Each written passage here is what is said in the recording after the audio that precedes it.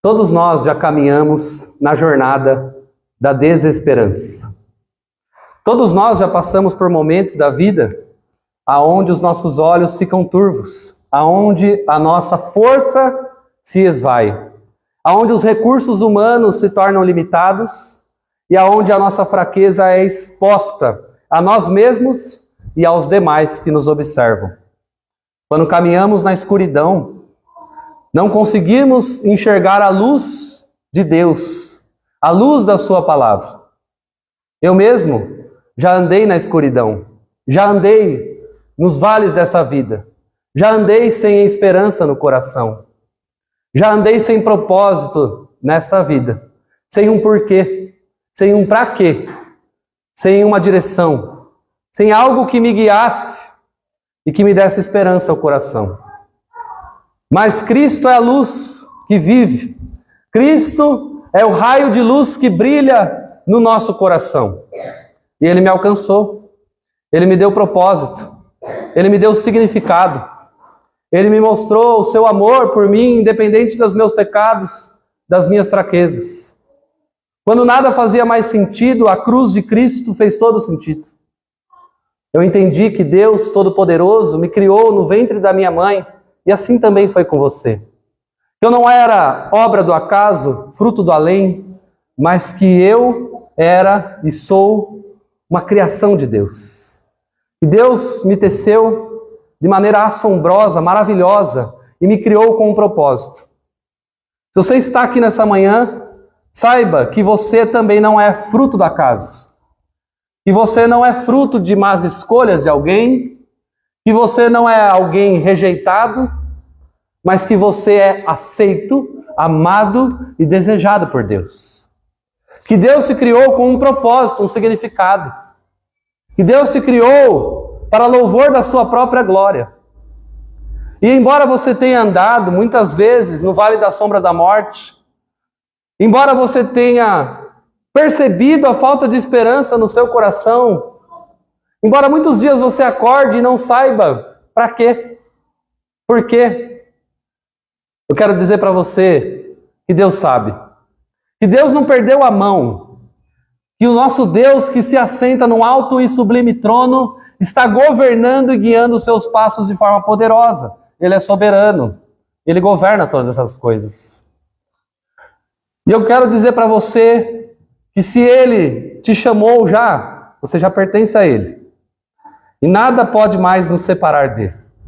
Se você foi alcançado pelo Evangelho de Jesus Cristo, se você foi convencido pelo Espírito Santo dos seus próprios pecados, da sua necessidade de arrependimento e de fé, nada pode te separar do amor de Deus que está em Cristo Jesus. Nem a morte, nem a vida, nem potestades, nem principados, nem altura, nem profundidade, nada pode te separar do amor de Deus.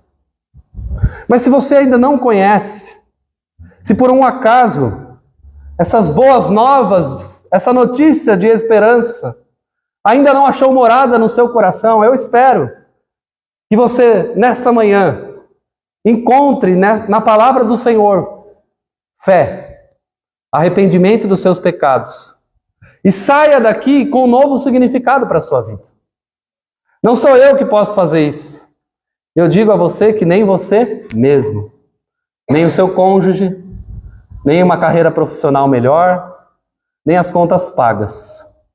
Quem pode fazer isso é o próprio Deus. É só Ele que pode preencher a lacuna do seu coração. O Evangelho são boas novas, boas notícias. Mas as boas novas começam com uma má notícia. Eu e você, como nós vimos na liturgia, conforme diz Romanos capítulo 7, às vezes não conseguimos fazer o bem que nós desejamos fazer. Somos vendidos à escravidão do pecado. Somos carnais. E pecamos contra o nosso Deus. Sim, pecamos por não lhe render toda a honra. Pecamos por odiarmos os nossos irmãos, odiarmos às vezes nós mesmos, pecamos por omissão, pecamos por comissão, pecamos todos os dias, somos totalmente depravados. Mas a Bíblia diz que Jesus nos amou e morreu por nós quando ainda éramos pecadores. Ele não olhou para você e falou, agora você está bom, está o suficiente para você vir até mim. Não! Ele te olhou e te olha hoje no estado que você está, sem nada de completamente bom para oferecer, e ele diz, é assim mesmo que eu te quero, eu te chamo, eu te vocaciono, eu te preparo, eu te comissiono, eu te transformo, eu te redimo de tudo que você precisa ser redimido. Louvado seja Deus. Mas mesmo depois desse encontro com Jesus, queridos irmãos, não caiamos na mentira de que a nossa vida vai ser fácil. Não ache você que quem está em Cristo tem uma vida completamente perfeita, que caminha sempre numa linha reta, que sempre tudo está iluminado e belo, que sempre todas as contas estão pagas, que não há nenhum problema que vai chegar até a sua tenda. Isso é mentira. O cristianismo não promete isso para nós.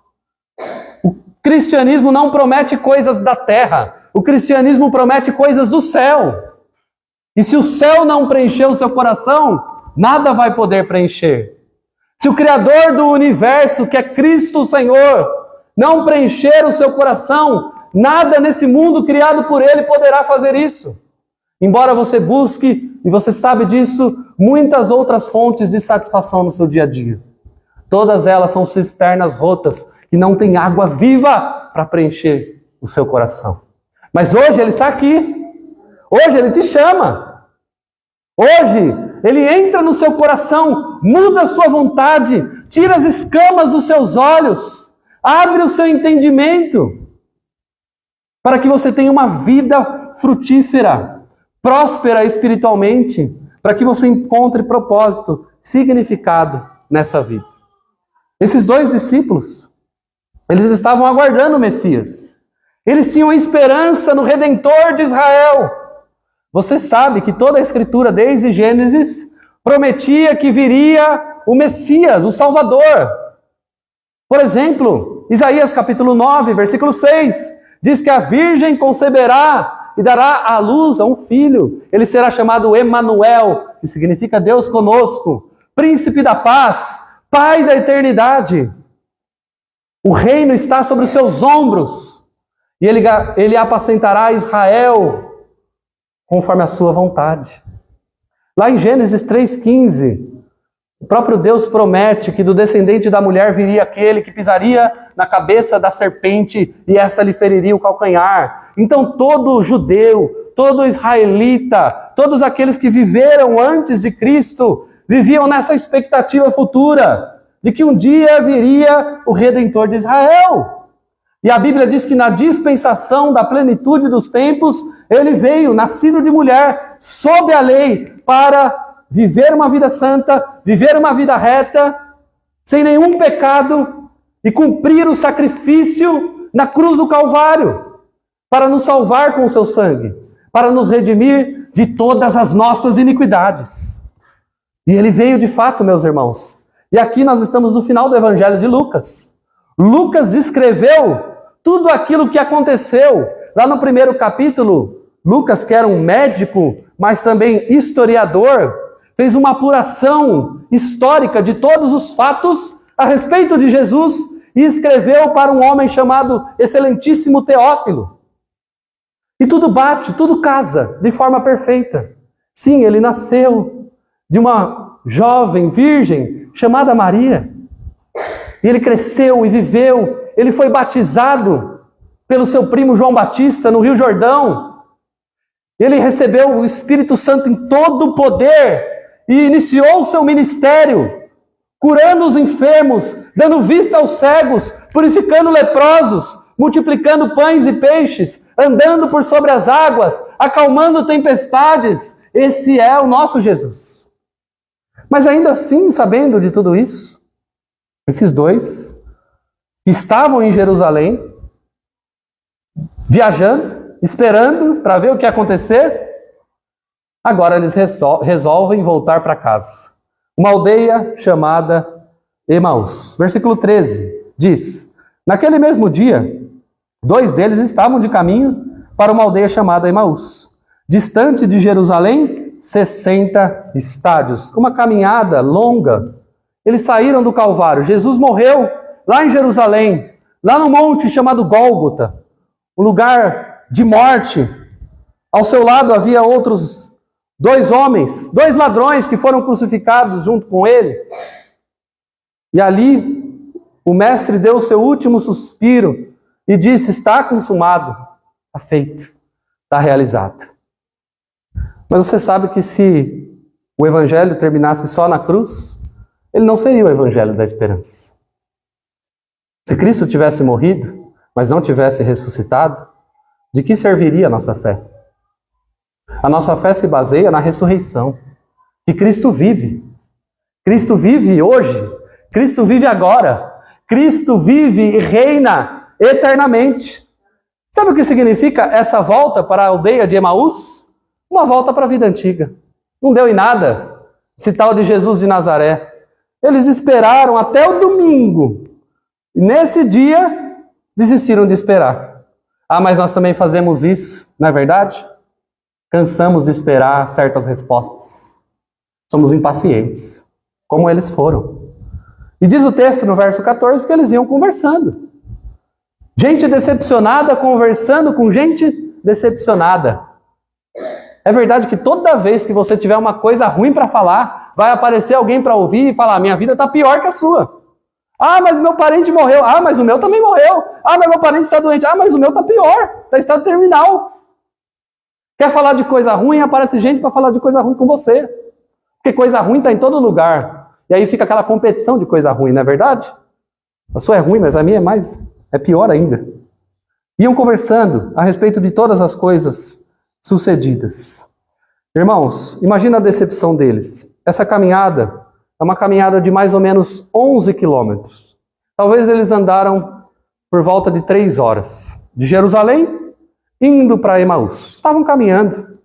Calor da Palestina, sol na cabeça, desistidos da vida em Cristo e com Cristo, é hora de voltar para casa.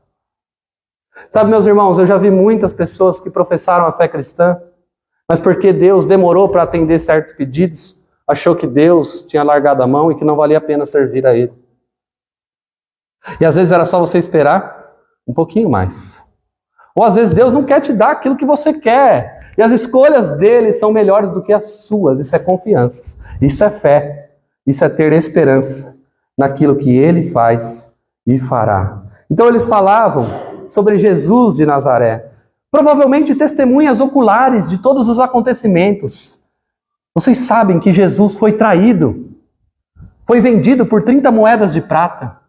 Vocês sabem que Jesus, na calada da noite, foi julgado de forma traiçoeira pelos escribas e fariseus que estavam mancomunados com os romanos. Não foi um julgamento justo, porque se fosse justo ele teria sido absolvido.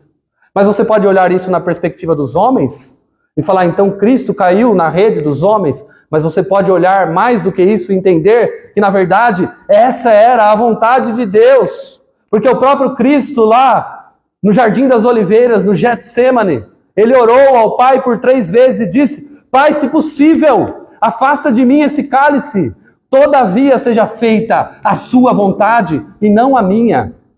E ali a resposta foi: a minha vontade, ó filho meu amado, é que você faça o que tem de fazer, é que você vá para aquela cruz, que você morra pelos pecados do meu povo.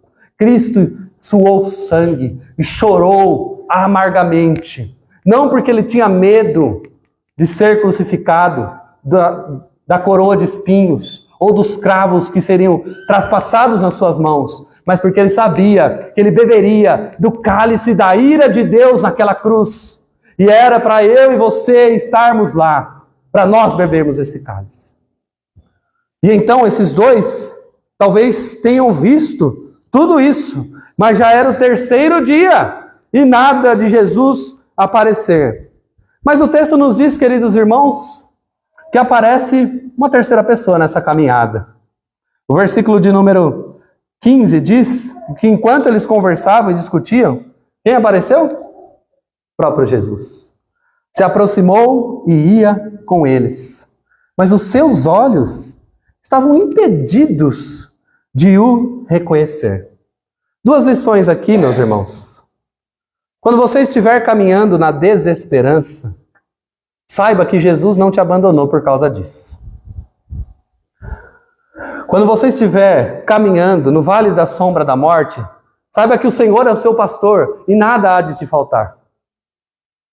Embora os teus olhos e os meus, verdade, muitas vezes são como que impedidos de o reconhecer. Aonde está o meu Deus?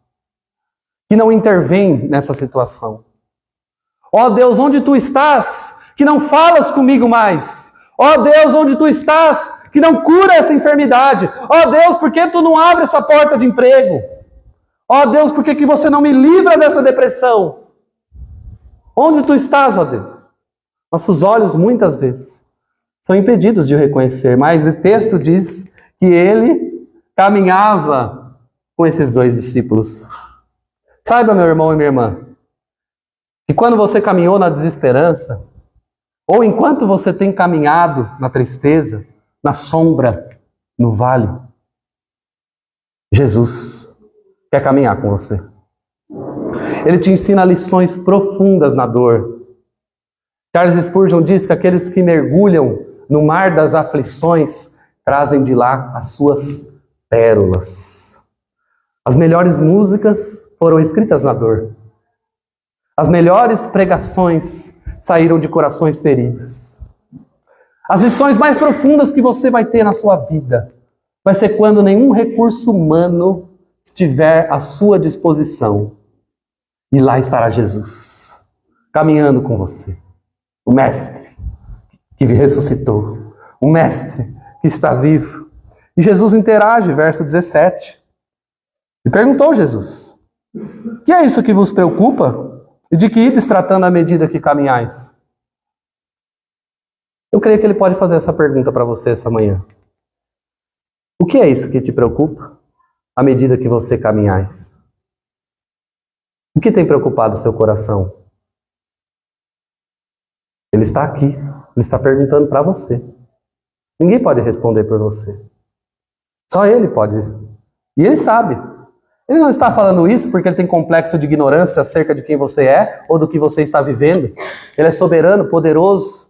Ele tem os olhos que tudo vê. Ele sonda mentes e corações. Ele sabe tudo o que você pensa, suas inclinações, sua vontade, sua mente. Ele sabe tudo o que você faz no secreto, quando ninguém sabe. Ele sabe coisas acerca de você que nem mesmo você sabe e talvez você nunca há de descobrir. E ele não está aqui para te condenar, para te esmagar, para pisar nos seus pecados. A Bíblia diz que ele não vai apagar a chama que fumega. Ele não vai esmagar a cana quebrada. Ele não está aqui para destruir você. Ele está aqui com graça e misericórdia te perguntando o que tem preocupado o seu coração à medida que você caminha. Como ele perguntou para esses dois. Mas é verdade, meus irmãos, que muitas vezes os nossos olhos também estão como que impedidos de o reconhecer. E ao Jesus fazer essa pergunta, a Bíblia diz aqui no versículo de número 17, que eles pararam entristecidos. Jesus pergunta: o que está te preocupando? Eles param a caminhada. Você já está andando com alguém? Vocês estão conversando, caminhando, cansados, conversando sobre decepções, mas chega num determinado assunto, você para. Fala: não, peraí. É disso que você quer falar mesmo? Essa parada aqui é uma parada da decepção. É uma parada de quando está tudo escuro, quando a esperança se mingua. E a gente quer responder, a gente tem muita coisa para falar, não é verdade? A gente não quer ouvir, a gente quer descarregar as nossas palavras. Ah, você quer ouvir? Basta um ouvido aberto para ouvir e você vai falar. Nesse mundo de hoje, todos querem falar, mas poucos querem ouvir. Não é verdade? Mas Deus nos fez com 2 ouvidos e uma só boca. A gente aprendeu a ouvir mais e falar menos. Aí reside a verdadeira sabedoria. Mas eles falam, Jesus quer os ouvir. Porém, verso 18, e a Bíblia diz, o nome desse, não do outro, chamado Cleopas, respondeu dizendo: és o único. Você é a única pessoa que estando em Jerusalém, não sabe das coisas que aconteceram? Então Jesus pergunta, quais? Que coisas aconteceram? Eles explicaram o que aconteceu a Jesus, o Nazareno. Olha o que eles sabem acerca de Jesus. Varão profeta, poderoso em obras e palavras, diante de Deus e de todo o povo. E como os principais sacerdotes e as nossas autoridades o entregaram para ser condenado à morte e o crucificaram. Então eles falam, ora, nós esperávamos que fosse ele quem havia de redimir a Israel.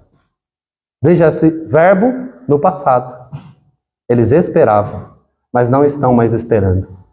Será que isso acontece com você? Será que você já esperou certas coisas? Determinadas soluções para a sua vida, mas você cansou de esperar? Será que quando chegou o terceiro dia você não viu aquela coisa acontecer? Você não é mais alguém que espera, mas alguém que já esperou? Queridos irmãos, somos o povo da esperança.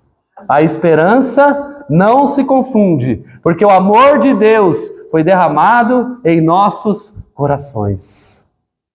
Eu quero que você saia daqui esperando, não como alguém que já esperou e não espera mais. Espera, pois, no Senhor, confia nele, e o mais ele fará. Entrega o teu caminho ao Senhor, espera no Senhor, ó Israel, ó igreja, espera nele, porque ele nunca nos decepciona. Eu nunca vi alguém que foi omitido da graça de Deus ao desejá-la. A água viva está à disposição de todos, irmãos. A Bíblia diz, venham e bebam dessa fonte, venham e sentem nesse banquete celestial. Ah, e se você quer Cristo, você quer ser alcançado? Você quer uma vida nova? Você quer uma vida transformada, redimida? Então venha a Cristo.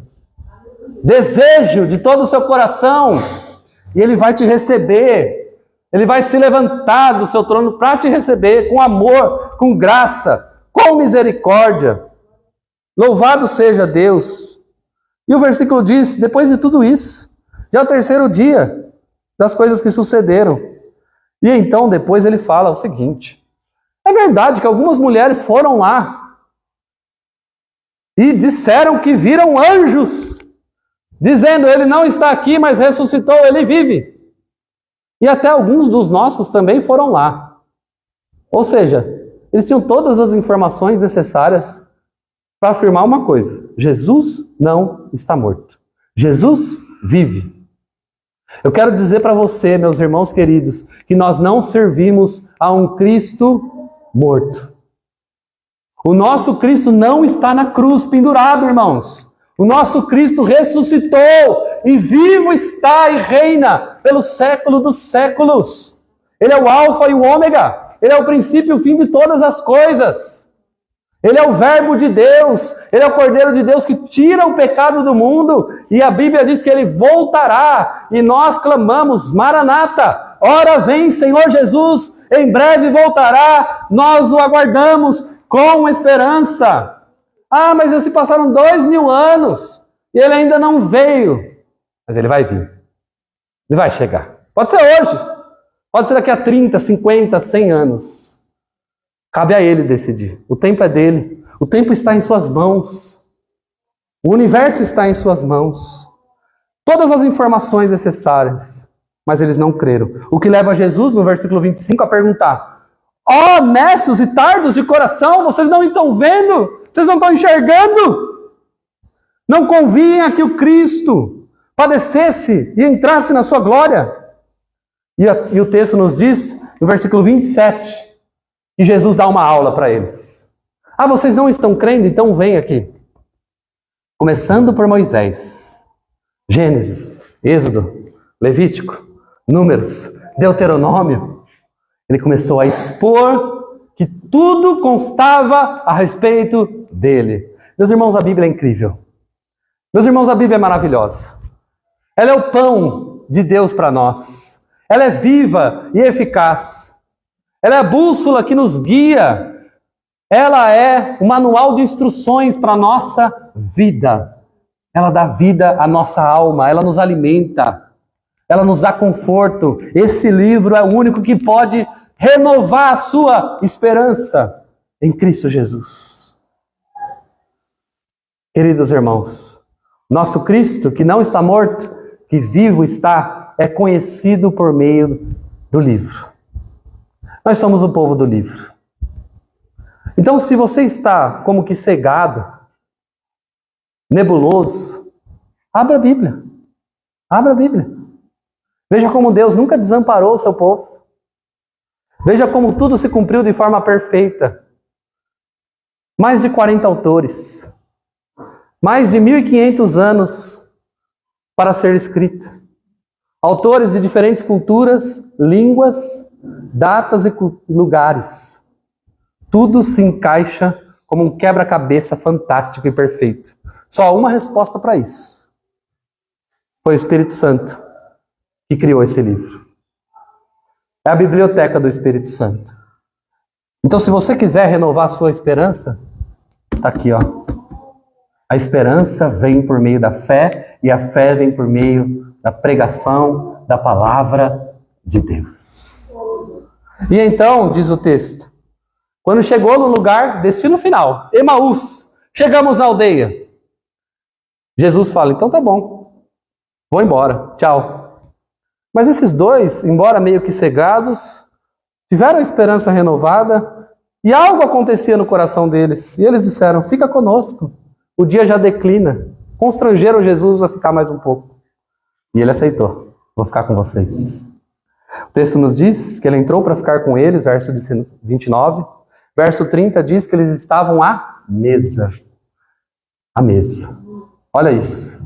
A comunhão, irmãos, acontece na mesa, com Jesus, no banquete.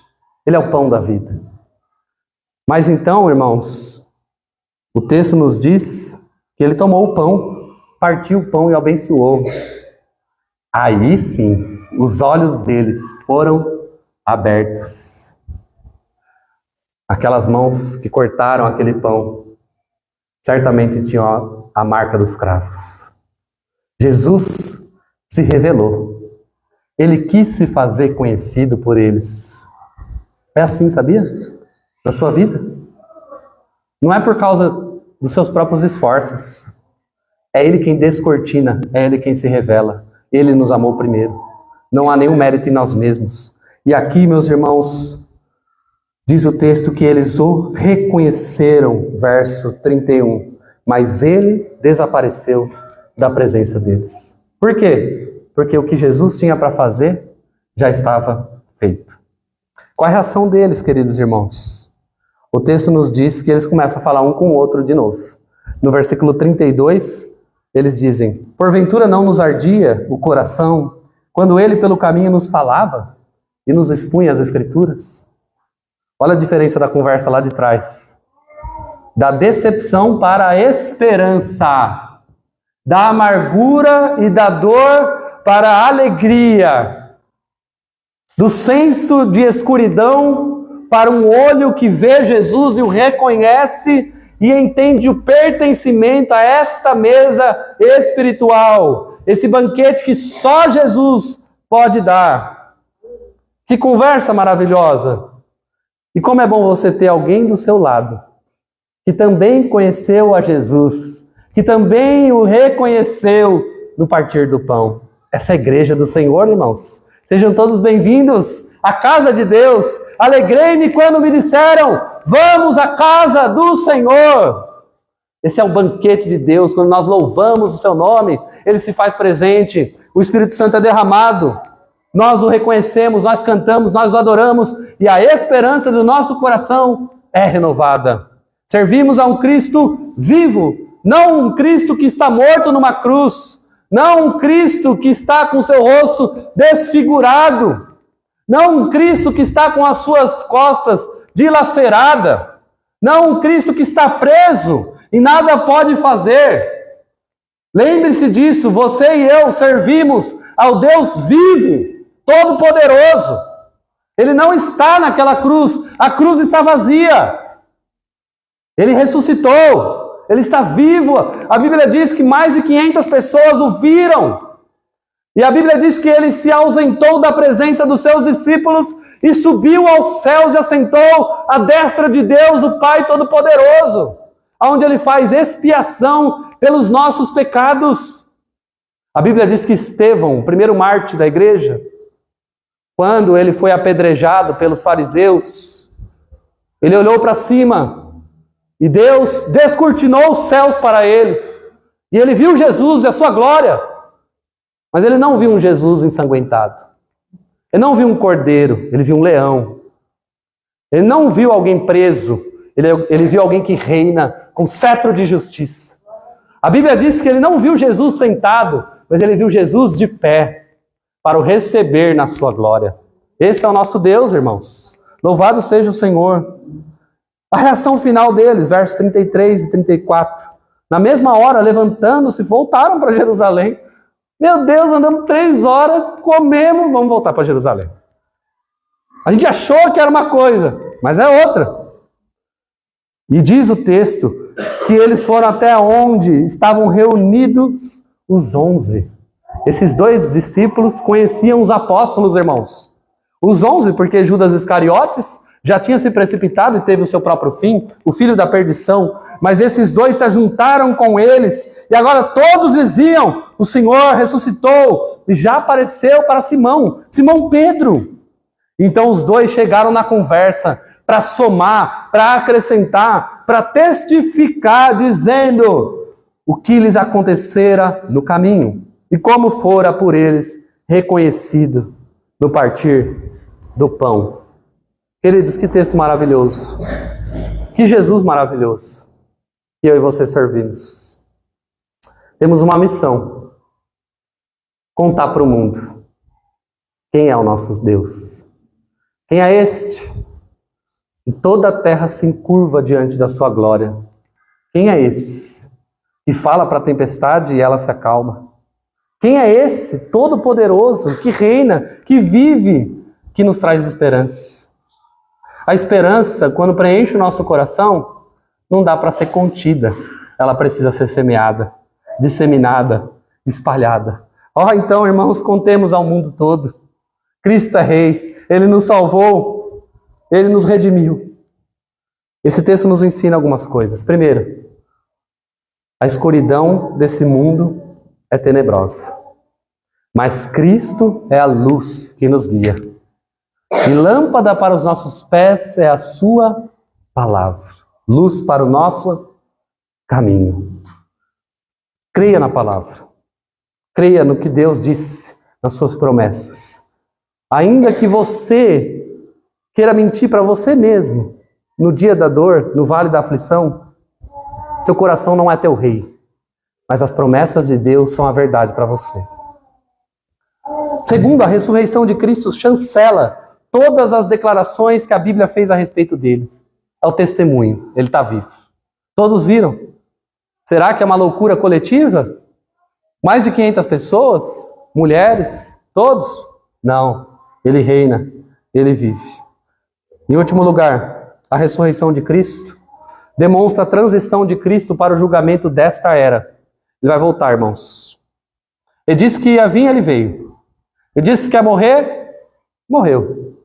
Ele disse que ia ressuscitar, ressuscitou. A Bíblia diz, e termina assim, dizendo, ele vai voltar. Em breve voltará. Enche o seu coração com essa esperança, em nome de Jesus. Vamos orar. Senhor nosso Deus e Pai, te louvamos, Senhor, nesta manhã pela sua palavra. Obrigado, Deus, porque o Senhor renova a nossa esperança.